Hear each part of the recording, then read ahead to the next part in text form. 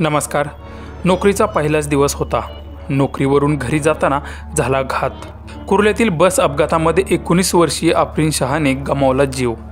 सविस्तर बातमी पुढे पाहण्याआधी चॅनलवरती तुम्ही नवीन असाल तर आपला आरजी मराठी न्यूज चॅनल जरूर सबस्क्राईब करून घ्या. कुर्ला LBS मार्गावरील मार्केटमध्ये सोमवारी रात्री बेस्टची बस भरधाव वेगात आतमध्ये शिरली. यावेळी समोरील वाहनांना धडकावून लोकांनाही चिरडत नेलं. या अपघातामध्ये आत्तापर्यंत 7 जणांचा मृत्यू झाला असून 29 जण गंभीर जखमी आहेत.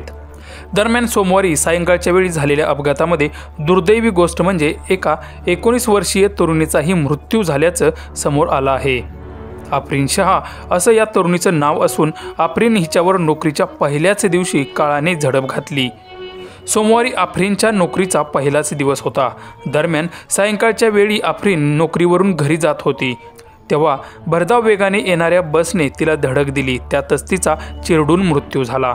नोकरीच्या पहिल्याच दिवशी अशा प्रकारे आपल्या मुलीचा मृत्यू होणं हे तिच्या कुटुंबाला खूप वेदना देणारं असून संपूर्ण कुटुंबच दुःखाच्या खाईत लोटलं गेलं आहे.